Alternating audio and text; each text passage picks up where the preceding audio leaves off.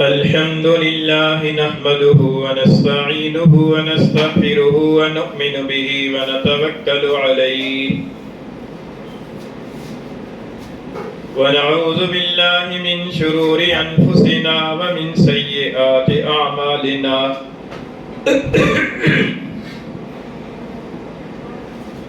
من يهده الله فلا مضل له ومن يضلله فلا هادي له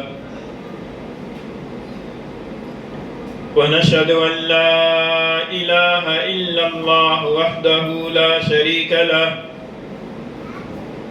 ونشهد أن سيدنا وسندنا وحبيبنا وحبيب ربنا ومولانا ونبينا محمدا عبده ورسوله وصلى الله تعالى عليه وعلى آله وأصحابه وبارك وسلم تسليما كثيرا كثيرا أما بعد فأعوذ بالله من الشيطان الرجيم بسم الله الرحمن الرحيم والسماء ذات البروج واليوم الموعود وشاهد ومشهود وعن أبي هريرة رضي الله تعالى عنه قال قال رسول الله صلى الله عليه وسلم اليوم الموعود يوم القيامة واليوم المشهود يوم عرفة والشاهد يوم الجمعة أو كما قال رسول الله صلى الله عليه وسلم صدق الله مولانا العظيم وصدق رسوله النبي الكريم ونحن على ذلك لمن الشاهدين والشاكرين والصلاة والسلام على سيد الأنبياء والمرسلين والحمد لله رب العالمين گرامی قدر سامعین، ذی الحجہ کا مہینہ حرمت والے 4 مہینوں میں سے ایک ہے، تو پورے مہینے کی عزت اور عظمت اور احترام واجب ہے، لیکن اس مہینے کا جو پہلا عشرہ ہے اس کی زیادہ فضیلت اور عظمت اور احترام ہے۔ چنانچہ سورہ فجر میں اللہ تعالیٰ نے جن چند چیزوں کی قسم کھائی ہے ان میں سے ایک چیز ہے والفجر، فجر کی قسم، یعنی صبح کا وقت بہت فضیلت والا، برکت والا، احترام والا ہوتا ہے۔ ولیال عشر، اور 10 راتوں کی قسم، مراد ذی الحجہ کے مہینے کی پہلی 10 راتیں ہیں۔ یہ بڑی عظمت والی راتیں ہیں۔ حدیث شریف میں آتا ہے کہ ان میں سے ہر ایک رات کا قیام شب قدر کے قیام کے برابر ہے، اور دنوں میں ایک دن کا روزہ 1 سال بھر کے روزوں کے برابر ہے اجر و ثواب کے لحاظ سے۔ والشفع والوتر، جفت کی قسم اور طاق کی قسم۔ جفت سے مراد ہے 10 ذی الحجہ کا دن، اور طاق سے مراد ہے 9 ذی الحجہ کا دن۔ اس سے معلوم ہوا کہ اس مہینے کی 9 تاریخ بھی بڑی عظمت اور احترام والی ہے، اور اس مہینے کا 10واں دن 10 ذی الحجہ وہ بھی بڑی فضیلت اور عظمت والا دن ہے۔ چنانچہ دوسری جگہ پر سورہ بروج میں اللہ تعالیٰ نے جن چیزوں کی قسم کھائی ہے ان کے اندر فرمایا کہ والسماء ذات البروج، برجوں والے آسمان کی قسم، والیوم الموعود، اور وعدہ کیے ہوئے دن کی قسم، وشاہد و مشہود، اور شاہد کی قسم اور مشہود کی قسم۔ اور حدیث شریف میں ان کی تفسیر آئی ہے کہ ان سے مراد کیا ہے۔ حضرت ابو ہریرہ رضی اللہ تعالیٰ عنہ سے روایت ہے، فرماتے ہیں کہ رسول اللہ صلی اللہ علیہ وسلم نے فرمایا کہ الیوم الموعود یوم القیامہ، کہ جس دن کا وعدہ کیا گیا ہے اس سے مراد ہے قیامت کا دن، قیامت کے دن کا وعدہ کیا گیا ہے۔ اور اللہ تعالیٰ نے وعدہ فرمایا ہے، اور اللہ تعالیٰ اپنے وعدے کے خلاف نہیں فرماتا، تو قیامت یقیناً آ کے رہے گی۔ اور فرمایا کہ والیوم المشہود یوم عرفہ،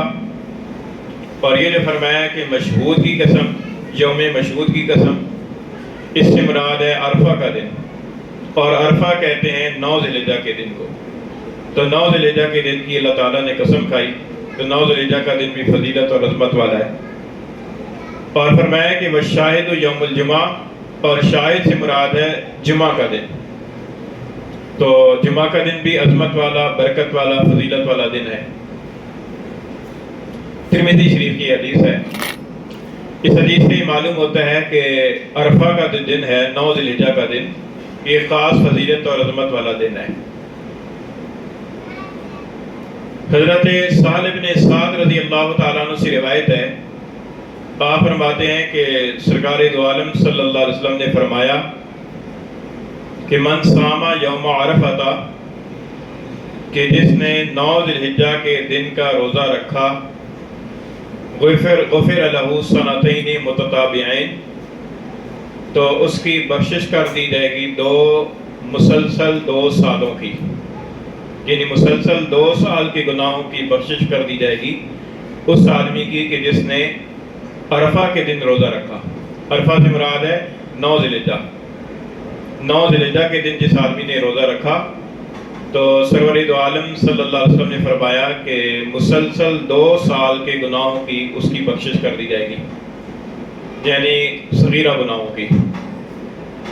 تو اس سے یہ معلوم ہوتا ہے کہ 9 ذی الحجہ کا دن جو ہے یہ خاص عظمت والا اور فضیلت والا دن ہے۔ ویسے تو یکم ذی الحجہ سے لے کر 8 ذی الحجہ تک ہر دن کے روزے کا ثواب 1 سال بھر کے روزوں کے برابر ہے، لیکن یہ جو 9 ذی الحجہ کا دن ہے، اس ایک دن کی روزے کی فضیلت اتنی ہے کہ اس کی برکت سے 2 سال کے مسلسل 2 سال کے گناہوں کی بخشش کر دی جاتی ہے۔ اور ایک حدیث میں ایک صحابی فرماتے ہیں کہ ہم حضور اقدس صلی اللہ علیہ وسلم کے زمانے میں 9 ذی الحجہ کے دن کے روزے کو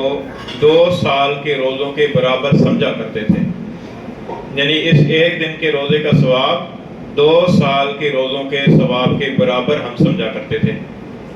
تو یہ بھی اس کی فضیلت اور عظمت ہے۔ تو اس لیے 9 ذی الحجہ کا جو دن ہے،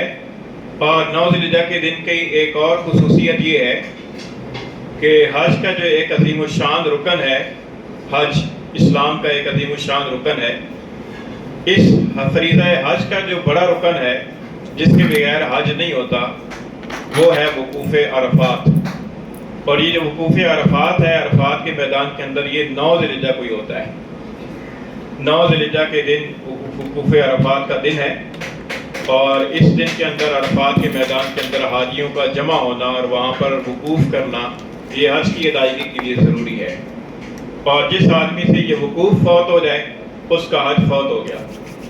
اب اس سال اس کا حج نہیں ہو سکے گا، اس کے لیے اگلے سال اسے حج کرنا پڑے گا۔ یعنی اس دن کی اتنی عظمت اور اتنی اس کی اہمیت ہے۔ تو لہذا اس دن کے اندر جو لوگ حج کی پر گئے ہوئے ہیں، وہ تو وقوف عرفات میں وقوف کریں گے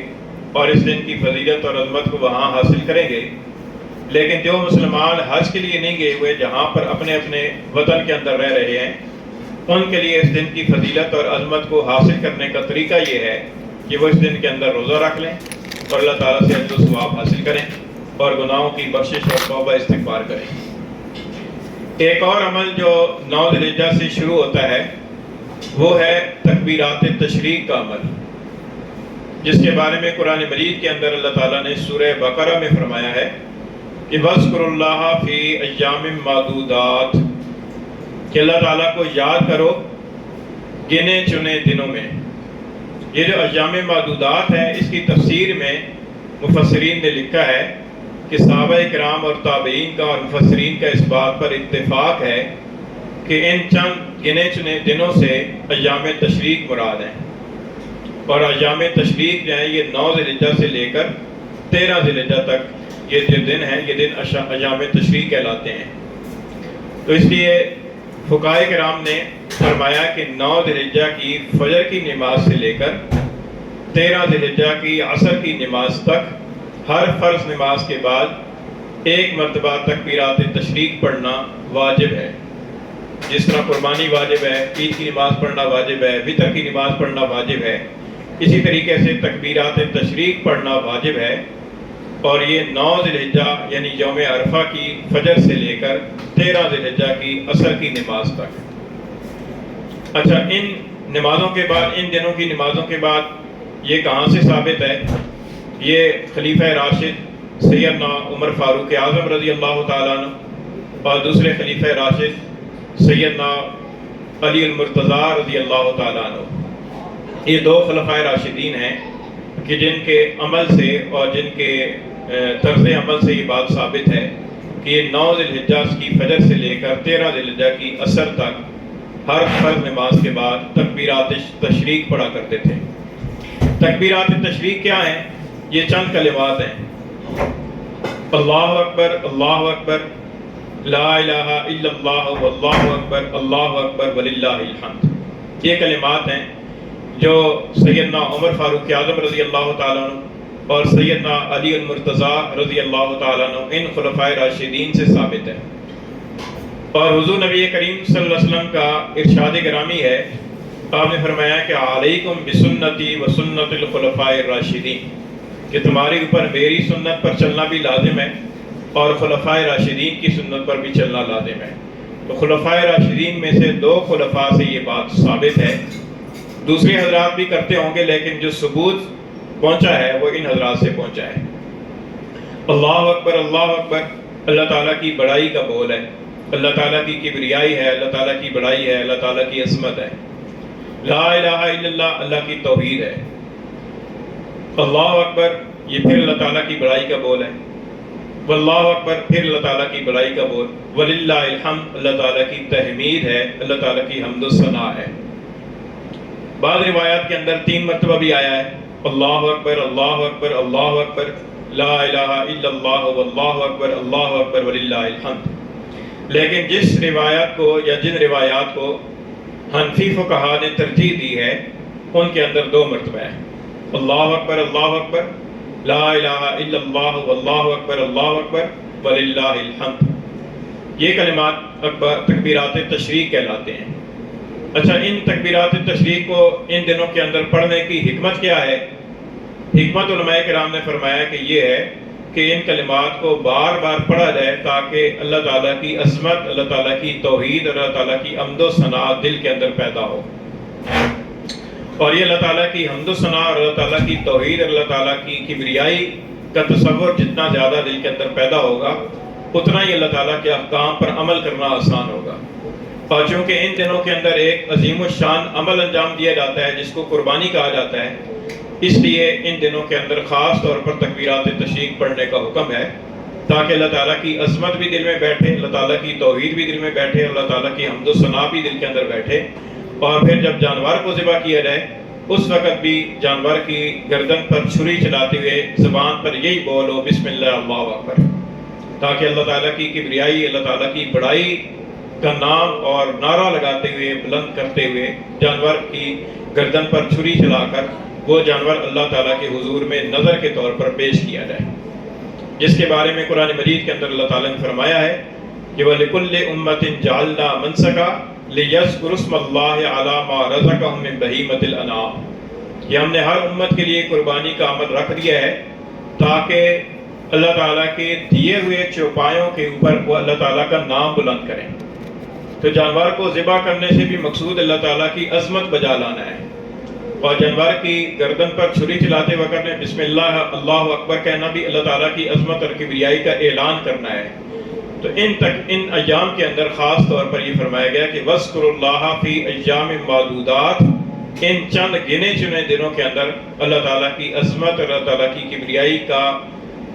نام اور بول بالا کریں تاکہ دلوں کے اندر بھی اللہ تعالیٰ کی عظمت اور کبریائی بیٹھے۔ پھر اس دن یعنی 9 ذی الحجہ کی فجر سے یہ عمل شروع ہوگا، چاہے کوئی آدمی جماعت کے ساتھ نماز پڑھے یا اکیلا نماز پڑھے، یہاں تک کہ خواتین کے لیے بھی حکم ہے کہ خواتین بھی اپنی فرض نماز کی ادائیگی کے بعد ان تکبیرات تشریق کو پڑھیں، لیکن فرق یہ ہے کہ مرد حضرات درمیانی بلند آواز کے ساتھ پڑھیں گے اور خواتین آہستہ آواز کے ساتھ پڑھیں گی، اور جو نماز پڑھانے والا ہے امام ہے اس کے ذمہ بھی واجب ہے، اور جو مقتدی ہیں ان کے ذمہ بھی واجب ہے، اور جو اکیلا فرض نماز پڑھے گا اس کے ذمہ بھی واجب ہے، لیکن یہ صرف فرض نماز کے بعد ہے۔ سنت نمازوں کے بعد یا نفل نمازوں کے بعد نہیں ہے. تو یہ اس کی ترتیب ہے. اچھا، پھر اس کے بعد جو یہ 9 ذی الحجہ کا دن گزر جانے کے بعد جو اگلی رات شروع ہوگی وہ رات بھی فضیلت والی رات ہے. اس رات کو شب عید کہا جاتا ہے. اور حدیث شریف میں آتا ہے، ابن ماجہ کی روایت ہے، حضرت ابو امامہ رضی اللہ تعالیٰ عنہ سے روایت ہے، فرماتے ہیں کہ رسول اللہ صلی اللہ علیہ وسلم نے ارشاد فرمایا کہ من احیا لیلۃ العیدین محتسبا للہ لم یمت قلبہ یوم تموت القلوب، کہ جس آدمی نے عیدین کی دونوں راتوں کو اللہ تعالیٰ کی رضا کے لیے اور ثواب حاصل کرنے کے ارادے سے زندہ رکھا، یعنی ان راتوں میں قیام کیا، اللہ تعالیٰ کی عبادت کی، اللہ تعالیٰ کا ذکر کیا، اللہ تعالیٰ کے کلام کی تلاوت کی، تو فرمایا کہ اس آدمی کا دل اس دن نہیں مرے گا جس دن اور لوگوں کے دل مردہ ہوں گے. اور مراد قیامت کا دن ہے کہ جس دن دہشت اور ہولناکی ہوگی، اس دن اس آدمی کا دل زندہ ہوگا، وہ ہوش حواس میں ہوگا جس نے عیدین کی دونوں راتوں میں عبادت کی ہوگی. شب عید الفطر کی رات اور عید الاضحیٰ کی رات. عید الاضحیٰ کی رات جو ہے یہ 9 ذی الحجہ کا دن گزر جانے کے بعد شروع ہو جائے گی، عید کے دن سے پہلے. پھر اس کے بعد جو اگلا دن طلوع ہوگا وہ 10 ذی الحجہ ہوگا، جس کی اللہ تعالیٰ نے قرآن مجید کے اندر والشفع کہہ کر قسم کھائی ہے. جفت کی قسم رات 10 ذی الحجہ کا دن ہے. اور 10 ذی الحجہ کو حدیث شریف میں یوم النحر کہا گیا ہے، جس طرح 9 ذی الحجہ کے دن کو یوم عرفہ کہا گیا ہے، 10 ذی الحجہ کے دن کو یوم النحر کہا گیا ہے. یوم النحر اس لیے کہ اس دن کے اندر قربانیاں کی جاتی ہیں. تو 10 ذی الحجہ کا جو دن ہے یہ بھی فضیلت والا اور عظمت والا دن ہے. اور اس دن کے اندر اللہ تعالیٰ کی طرف سے 2 عبادتیں واجب درجے کے اندر بندوں کی پر رکھی گئی ہیں. ایک نماز عید الاضحیٰ ہے جو واجب رکھی گئی ہے، اور دوسرے قربانی ہے جو واجب رکھی گئی ہے. اس کے علاوہ کچھ اعمال مسنون ہیں، جیسے عید کے دن صبح سویرے اٹھنا اور عید کے دن غسل کرنا اور اپنے زائد بالوں کی صفائی کرنا اور عمدہ لباس پہننا جو اپنے پاس موجود لباس ہے، یا نیا لباس حاصل کرنے کی استطاعت ہے تو نیا لباس خرید کر پہننا، اور مسواک کرنا اور خوشبو لگانا، اور عید کی نماز پڑھنے کے لیے جلدی آنا، اور عید کی نماز پر آتے ہوئے اور واپس جاتے ہوئے درمیانی بلند آواز کے ساتھ تکبیرات تشریق پڑھتے ہوئے آنا اور تکبیرات تشریق پڑھتے ہوئے جانا. یہ کچھ اعمال مسنون ہیں. اس کے علاوہ واجب درجے کا جو عمل ہے وہ عید کی نماز ہے. عید کی نماز ادا کی جائے، اور عید کی نماز کے بعد پھر دوسرا واجب عمل یہ ہے کہ قربانی کی جائے. قربانی کے بارے میں یہ بات سمجھ لی جائے کہ قربانی جو ہے نا یہ قربان سے نکلا ہے. قربانی کا جو لفظ ہے یہ قربان سے نکلا ہے، اور قربان کا جو اصل ہے وہ کاف را با ہے. قرب کا معنی ہوتا ہے نزدیکی. تو قربانی کا جو اصل مقصود ہے وہ مقصود نہ اس جانور کی ذات مقصود ہے، نہ جانور کا گوشت مقصود ہے، نہ جانور کی کھال اور اس کے پائے مقصود ہیں، بلکہ جانور کے سے مقصود جو ہے نا وہ قرب الہی ہے کہ اللہ تعالیٰ کا قرب حاصل ہو جائے. اللہ تعالیٰ کا قرب جس طریقے سے نماز سے حاصل ہوتا ہے، روزے سے حاصل ہوتا ہے، صدقہ خیرات سے حاصل ہوتا ہے، ذکر سے حاصل ہوتا ہے، اسی طریقے سے اللہ تعالیٰ کا قرب حاصل کرنے کی ایک مخصوص صورت یہ ہے کہ ایک جانور اللہ تعالیٰ کے حضور میں قربان کیا جائے. قرآن مجید کے اندر یہ قربان کا لفظ بھی آیا ہے. سورہ مائدہ کے اندر اللہ تعالیٰ نے فرمایا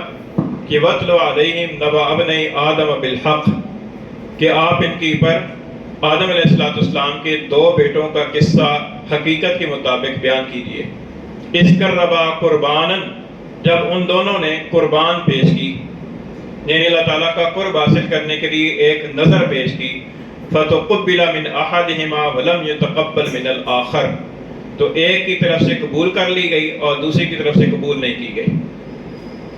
آدم علیہ السلام کے ویسے تو سارے انسان ہی آدم علیہ السلام کی اولاد ہیں،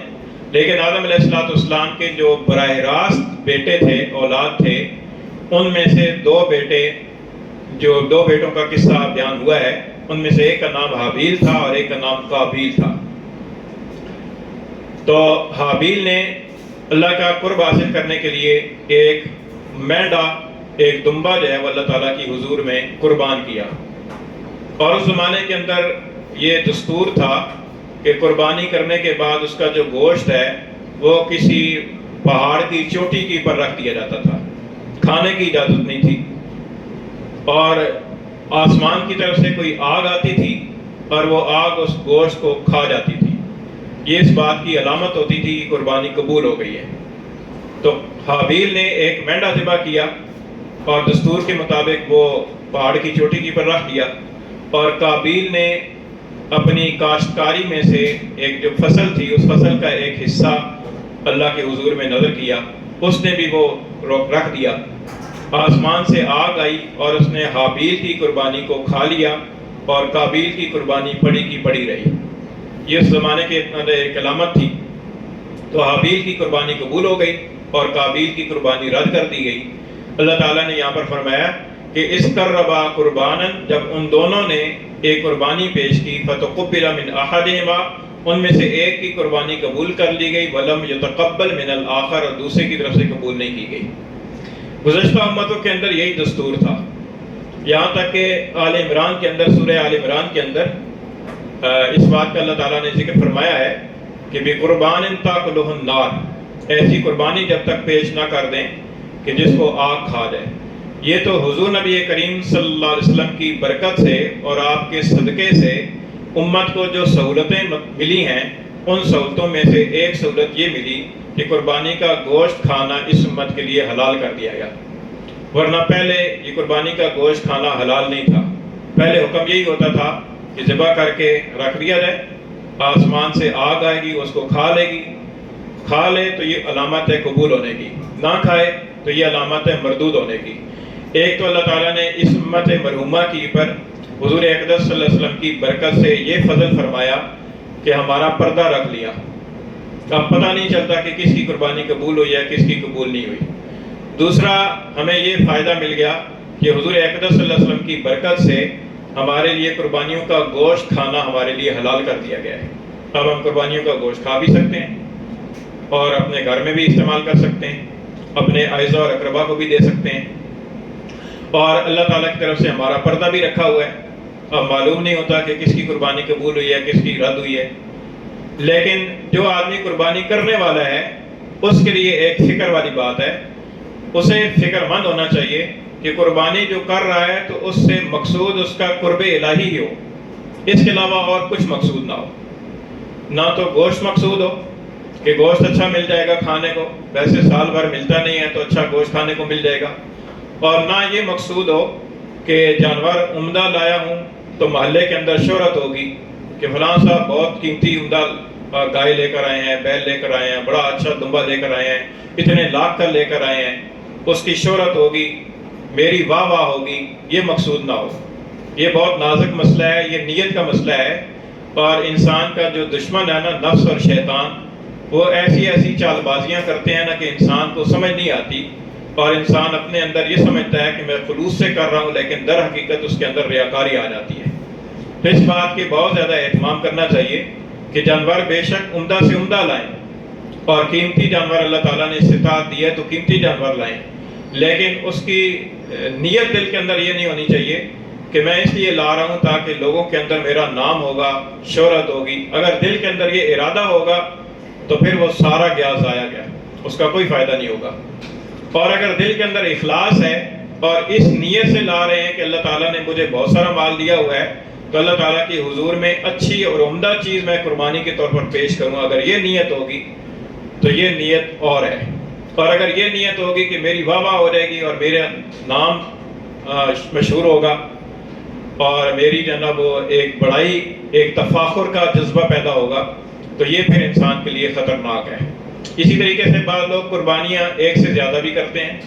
مثلا بیل بھی ذبح کر لیا، دمبا بھی ذبح کر لیا، بکرے بھی ذبح کر لیا، اونٹ بھی ذبح کر لیا۔ ایک سے زیادہ قربانیوں سے بھی مقصود یہ ہونا چاہیے کہ اللہ تعالیٰ کا زیادہ قرب حاصل ہوگا۔ اگر یہ مقصود اور یہ نیت ہے تو پھر تو ٹھیک ہے، اور اگر یہ نیت نہیں ہے بلکہ نیت یہ ہے کہ واہ واہ ہوگی کہ جی فلاں صاحب نے تو اتنے دمبے ذبح کیے ہیں، اتنا بیل ذبح کیا ہے، اونٹ بھی ذبح کیا ہے، اتنی قیمتی لے کر آئے ہیں، تو پھر وہ سارا ضائع جائے گا۔ یہ نیت کا دار مدار ہے، اور نیت کا معاملہ اللہ کے ساتھ ہے، اس لیے اپنی نیتوں کو خالص رکھیں۔ اور پھر ساتھ ساتھ جس کے اندر وہ تفاخر کا جذبہ ہوتا ہے، وہ جب مہنگا جانور لے کر آتا ہے تو وہ پھر اس کو گلیوں کے اندر پھراتا بھی ہے، گھماتا پھراتا بھی ہے، اس کو باہر کھڑا کرے گا، اس کو نہلائے گا، اس کی خدمت کرے گا۔ خدمت کرنے کے اندر بھی اگر نیت یہ ہے کہ قربانی کا جانور ہے، ایک شعار ہے دین کا، اس لیے خدمت کر رہے ہیں تو ثواب کا کام ہے۔ اور اگر اس لیے خدمت کر رہے ہیں یا اسے گھما پھرا رہے ہیں تاکہ محلے والوں کو پتہ چلے، لوگوں کو پتہ چلے، اس نیت سے کر رہے ہیں تو پھر وہ سارا بیکار جائے گا۔ اس لیے اپنی نیت کو خالص رکھنا اس کے اندر بہت زیادہ ضروری ہے کہ نیت خالص ہونی چاہیے، کیونکہ نیت خالص ہوگی تو پھر قرب الہی نصیب ہوگا۔ اور قربانی سے مقصود ہی قرب الہی ہے کہ اللہ تعالیٰ کا قرب کسی طریقے سے حاصل ہو جائے۔ اس قربانی کے اوپر اجر و ثواب کیا ملے گا؟ ایک روایت میں آتا ہے کہ صحابہ کرام نے حضور اقدس صلی اللہ علیہ وسلم سے دریافت کیا کہ اے اللہ کے رسول ما ہذہ الاضاحی، کہ یہ قربانیاں کیا ہیں؟ تو رسول اللہ صلی اللہ علیہ وسلم نے فرمایا کہ سنت ابیکم ابراہیم، تمہارے باپ ابراہیم علیہ السلام کی سنت ہے، ان کا طریقہ ہے۔ ویسے تو قربانی جو ہے آدم علیہ السلام سے چلی آ رہی ہے، وَلِكُلِّ أُمَّةٍ جَعَلْنَا مَنْسَكًا، ہر امت کے اندر ہی رہی ہے، لیکن اس کے اندر جو خاص شان پیدا ہوئی ہے وہ ابراہیم علیہ السلام کے ایک طرز عمل سے پیدا ہوئی ہے کہ انہوں نے اللہ کے حضور میں اپنا بیٹا ذبح کرنے کے لیے بھی تیار ہو گئے اور اپنی طرف سے پوری کوشش کر ڈالی۔ اس وجہ سے حضور صلی اللہ علیہ وسلم نے فرمایا، اور دوسری بات یہ ہے کہ چونکہ ملت ابراہیمی کی اوپر چلنے کی ہمیں تلقین بھی ہے، اتبع ملت ابراہیم حنیفہ، تو اس لیے حضور اقدس صلی اللہ علیہ وسلم نے فرمایا کہ سنت ابیکم ابراہیم، تمہارے باپ ابراہیم کا طریقہ ہے۔ تو پوچھا گیا کہ اللہ کے رسول ہمیں اس میں کیا ملے گا؟ آپ نے ارشاد فرمایا کہ بِكُلِّ شَعْرَةٍ حَسَنَةٍ، جانور کے ہر بال کے بدلے میں نیکی ملے گی۔ پوچھا گیا کہ اللہ کے رسول یہ جو اون والے جانور ہیں ان کے اوپر کیا ملے گا؟ فرمایا کہ اون والے جانوروں کے اندر بھی یہی ہے کہ ہر بال کے بدلے میں ایک نیکی۔ اب اندازہ لگا لیجئے کہ جانور کے جسم کے اوپر کتنے بال ہوتے ہیں، انسان اس کو شمار نہیں کر سکتا، اس لیے ہر بال کے بدلے میں انسان کو نیکی ملے گی بشرطے کہ اخلاص کے ساتھ ذبح کیا۔ دوسری حدیث میں آتا ہے کہ قیامت کے دن جب میزان کے اوپر اعمال کو تولا جائے گا تو وہاں پر جو اس انسان نے قربانی کی ہے اس کے قربانی کے کھر اور اس کے جو بال ہیں اور اس کے جو سینگ ہیں، یعنی ان تمام چیزوں کو میزان کے اس پلڑے کے اندر رکھا جائے گا اور اس کا وزن کیا جائے گا۔ یہ ساری چیزیں اس کے وزن کے اندر شمار ہوں گی۔ حالانکہ یہ دیکھا جائے تو یہ سینگ وغیرہ اور یہ بال بظاہر بیکار چیزیں ہیں کیونکہ ان کو انسان کھاتا نہیں ہے، استعمال نہیں کرتا، لیکن ان کی بھی اللہ کے رسول نے فرمایا کہ ان کو بھی میزان کے اوپر تولا جائے گا۔ تو باقی جو چیزیں ہیں وہ ساری چیزیں ظاہر ہے کہ سارا جانور اللہ تعالیٰ کے حضور میں اگر قبول ہو گیا تو اس کی ایک ایک چیز کے بدلے میں اللہ تعالیٰ کی طرف سے اجر و ثواب ملے گا۔ تو اس لیے قربانی کا عمل کرنا بھی ضرور ہے، عظیم الشان عمل ہے، دین اسلام کا شعار ہے،